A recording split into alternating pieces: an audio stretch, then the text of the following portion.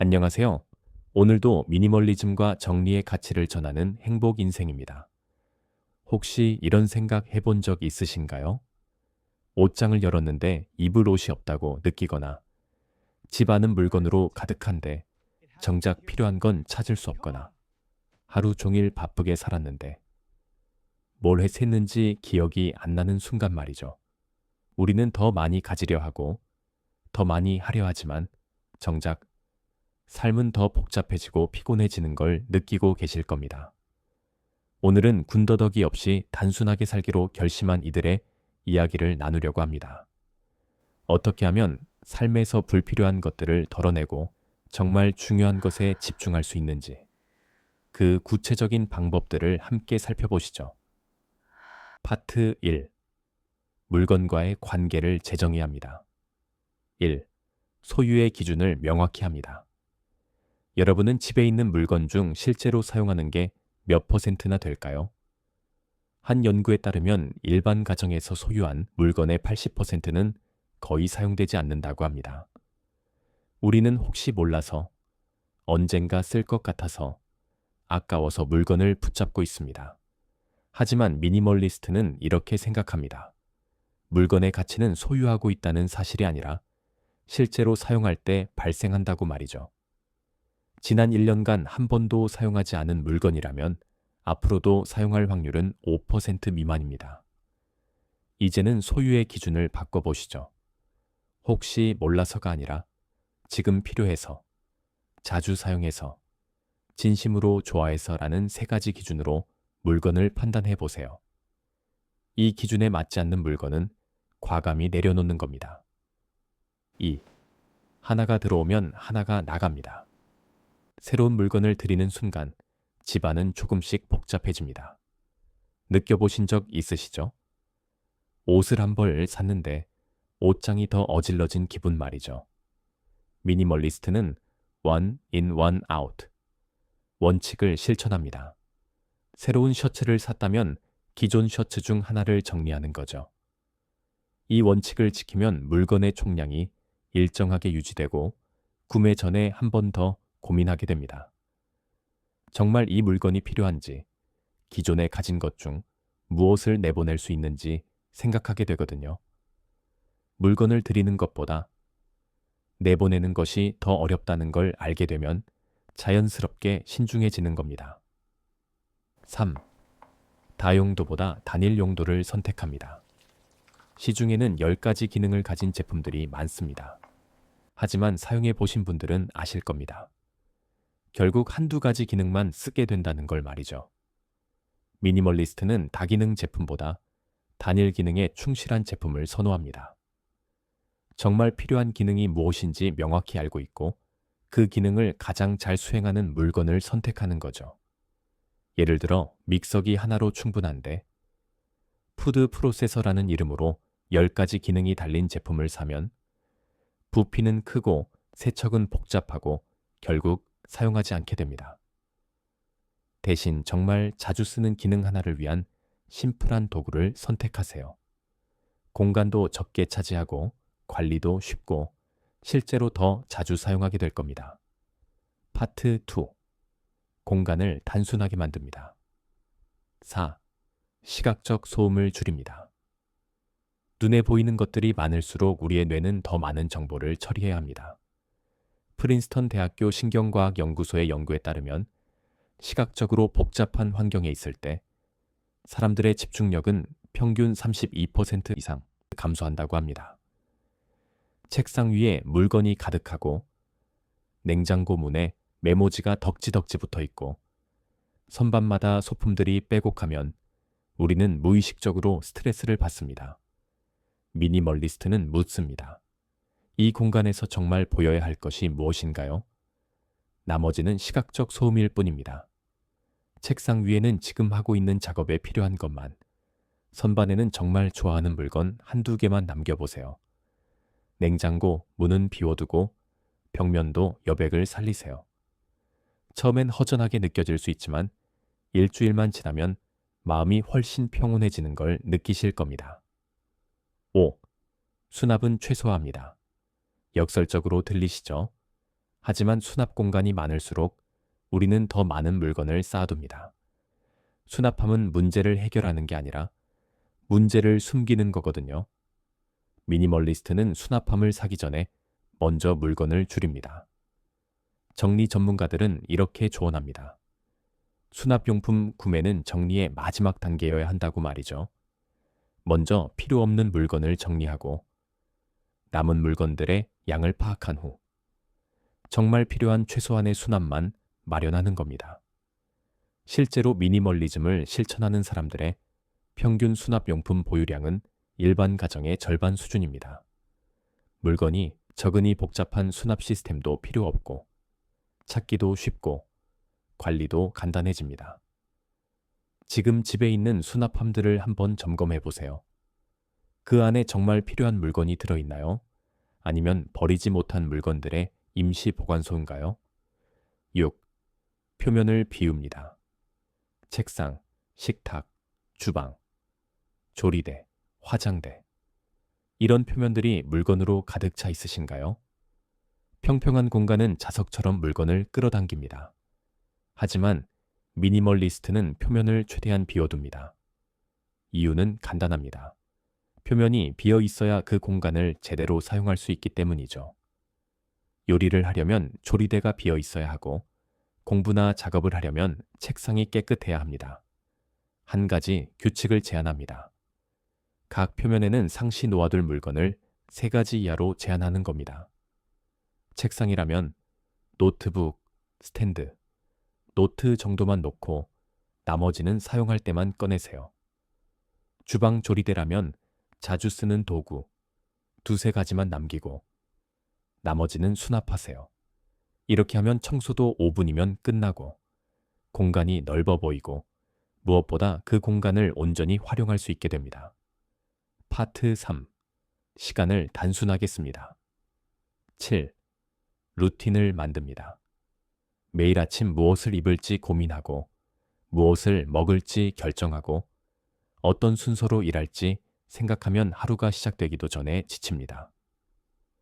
스티브 잡스가 매일 같은 옷을 입고 마크 저커버그가 회색 티셔츠만 입는 이유도 바로 이 때문입니다. 결정 피로를 줄이기 위해서죠. 심리학자들은 사람이 하루에 내릴 수 있는 합리적 결정의 수가 제한적이라고 말합니다. 미니멀리스트는 중요하지 않은 결정을 루틴으로 만들어 자동화합니다. 아침에 일어나면 물 한 잔, 스트레칭 10분, 샤워, 간단한 아침 식사. 이런 순서가 정해져 있으면 고민할 필요가 없습니다. 퇴근 후에도 마찬가지입니다. 옷 갈아입기, 저녁 준비, 정리 시간, 독서나 운동, 취침 준비. 이렇게 루틴이 있으면 하루가 훨씬 부드럽게 흘러갑니다. 여러분도 반복되는 일상의 패턴을 만들어 보세요. 처음 2주는 의식적 노력이 필요하지만 21일이 지나면 자연스러운 습관이 되고 그때부터는 에너지를 아낄 수 있습니다. 8. 할 일을 줄입니다. 투두 리스트의 항목이 20개씩 적혀 있으신가요? 사실 우리는 하루에 3가지 중요한 일조차 제대로 해내기 어렵습니다. 파킨슨의 법칙에 따르면 일은 주어진 시간만큼 늘어난다고 합니다. 할 일이 많으면 많을수록 시간은 부족하고 완성도는 떨어집니다. 미니멀리스트는 이렇게 생각합니다. 적게 하되 제대로 하자고 말이죠. 매일 아침 가장 중요한 3가지만 선택하세요. 그리고 그 3가지에 집중하세요. 나머지 일들은 다음 날로 미루거나 아예 목록에서 지워버리세요.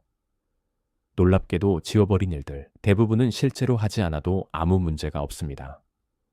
생산성 연구에 따르면 하루에 3개의 핵심 과제에 집중한 사람들이 10개의 과제를 동시에 처리하려는 사람들보다 전체 성과가 40% 이상 더 높다고 합니다. 중요한 건 많이 하는 게 아니라 중요한 것을 하는 거니까요. 9. 약속을 신중하게 잡습니다. 주말마다 약속이 가득하고 저녁마다 모임이 있고 쉴 틈이 없으신가요? 사람들과의 관계는 소중하지만 모든 약속이 다 의미 있는 건 아닙니다. 미니멀리스트는 묻습니다. 이 약속이 나에게 진정한 기쁨을 주는가? 아니면 그냥 거절하기 어려워서 수락한 건가요? 거절하면 미안할 것 같아서, 혹은 관계가 나빠질까봐 수락한 건가요? 하지만 정작 그 시간이 되면 가기 싫고 피곤합니다. 이제는 약속도 단순하게 가져가 보세요. 정말 만나고 싶은 사람, 의미 있는 시간을 보낼 수 있는 자리만 선택하세요. 주말에 하루는 아무 약속도 잡지 않고 온전히 나를 위한 시간으로 비워두세요. 그 여백이 있어야 삶이 숨을 쉴 수 있습니다. 거절은 무례한 게 아니라 나와 상대방의 시간을 모두 존중하는 일입니다. 파트 4. 관계를 단순하게 합니다. 10. 에너지를 빼앗는 관계를 정리합니다. 만날 때마다 피곤한 사람이 있으신가요? 함께 있으면 기분이 안 좋아지거나, 부정적인 말만 듣게 되거나, 나를 평가하고 비교하는 사람 말이죠. 우리는 때때로 관계도 정리가 필요합니다. 미니멀리스트는 이렇게 생각합니다. 모든 관계를 유지할 필요는 없다고 말이죠. 인간관계도 물건처럼 사용한다는 표현은 적절하지 않지만 서로에게 긍정적 영향을 주는지는 살펴볼 수 있습니다. 심리학자들은 우리가 가장 자주 만나는 5명의 평균이 곧 나 자신이라고 말합니다. 주변 사람들의 생각, 습관, 태도가 나에게 영향을 미친다는 거죠. 에너지를 주는 관계는 깊이 있게 유지하고, 에너지를 빼앗는 관계는 정중하게 거리를 두세요. 의무감으로 유지하는 관계, 과거의 연결고리만 남은 관계, 나를 소진시키는 관계라면 천천히 정리해 나가도 괜찮습니다. 11. 깊이 있는 대화를 나눕니다. SNS에는 친구가 수백 명인데 정작 속마음을 나눌 사람은 없다고 느껴보신 적 있으시죠? 미니멀리스트는 넓고 얕은 관계보다 좁고 깊은 관계를 선호합니다. 많은 사람을 알기보다 몇 명과 진실하게 연결되는 것을 선택하는 거죠. 하버드 대학교의 75년간 진행된 행복 연구에서 밝혀진 결론은 명확합니다. 행복을 결정하는 가장 중요한 요소는 관계의 질이라고 말이죠. 친구가 100명 있는 것보다 진심으로 이해하고 지지해주는 친구, 한두 명이 삶의 만족도를 훨씬 높입니다. 오늘 여러분에게 제안합니다. 이번 주에 정말 소중한 사람 한 명과 깊이 있는 대화 시간을 가져보세요. 카페든 산책이든 장소는 중요하지 않습니다. 스마트폰은 꺼두고 서로의 이야기를 충분히 들어주세요. 표면적인 안부가 아니라 요즘 어떤 생각을 하는지, 무엇이 힘든지, 무엇이 기쁜지 나눠보세요. 그런 시간 한 번이 형식적인 만남 10번보다 훨씬 가치 있습니다. 12. 비교를 멈춥니다. SNS를 열면 누구는 여행 가고, 누구는 승진하고, 누구는 예쁜 집에서 살고 있습니다. 비교하신 적 있으시죠? 내 삶이 초라하게 느껴지는 순간 말이죠. 하지만 미니멀리스트는 이렇게 생각합니다. 남의 삶은 남의 것이고 내 삶은 나의 것이라고 말이죠. 심리학 연구에 따르면 SNS 사용 시간과 우울감 사이에는 명확한 양의 상관관계가 있다고 합니다. 하루 3시간 이상 SNS를 사용하는 사람들의 불안 수준은 그렇지 않은 사람들보다 훨씬 더 높습니다. 이유는 간단합니다. 우리는 남들의 하이라이트와 내 일상을 비교하기 때문이죠. 단순하게 살기로 했다면 비교도 내려놓으세요. 남들이 뭘 가졌는지, 뭘 하는지는 중요하지 않습니다. 나에게 지금 있는 것들, 내가 할 수 있는 것들, 내가 좋아하는 것들에 집중하세요. 충분하다고 느끼는 순간, 삶은 이미 풍요로워집니다. SNS를 꼭 해야 한다면 시간을 정해두세요. 하루 30분, 그 이상은 들여다보지 않기로 결심하세요. 그 시간에 책을 읽거나 산책을 하거나 가만히 앉아 있어도 좋습니다. 나만의 삶을 사는 연습을 시작하는 거죠. 파트 5. 마음을 단순하게 합니다. 13. 감사를 실천합니다. 없는 것에 집중하면 늘 부족하게 느껴지고 있는 것에 집중하면 풍요롭게 느껴집니다. 간단한 진리지만 실천하기는 쉽지 않습니다. 미니멀리스트는 의도적으로 감사를 연습합니다. 매일 저녁 잠들기 전 오늘 감사한 일 3가지를 떠올려 보세요. 거창할 필요 없습니다. 오늘 날씨가 좋았다. 맛있는 커피를 마셨다. 친구에게 좋은 메시지를 받았다. 이런 작은 것들이면 충분합니다. 긍정심리학의 창시자 마틴 셀리그만 박사의 연구에 따르면 매일 감사일기를 쓴 사람들의 행복지수는 6개월 후 25% 상승했고 우울감은 35% 감소했다고 합니다. 감사는 단순히 기분 좋은 감정이 아니라 삶을 바라보는 관점 자체를 바꿔줍니다. 지금 당장 종이 한 장을 꺼내서 감사한 것 10가지를 적어보세요. 건강, 집, 가족, 친구, 일, 취미, 자유, 선택권, 오늘 먹은 음식. 지금 이 순간. 적다 보면 생각보다 많은 것들이 이미 내 삶에 있다는 걸 깨닫게 될 겁니다. 군더더기 없이 단순하게 산다는 건 결국 불필요한 것들을 덜어내고 정말 중요한 것에 집중하는 삶입니다. 물건을 줄이고, 공간을 비우고, 시간을 아끼고, 관계를 정리하고, 마음을 가볍게 하는 것. 이 모든 게 단순함을 향한 여정입니다. 처음부터 모든 걸 완벽하게 할 필요는 없습니다. 오늘 말씀드린 것 중에서 딱 하나만 골라보세요. 가장 와닿는 것, 지금 바로 실천할 수 있는 것 하나만 선택해서 이번 주부터 시작해 보시는 겁니다. 한 가지가 익숙해지면 다음 것을 추가하고 또 그 다음을 추가하세요.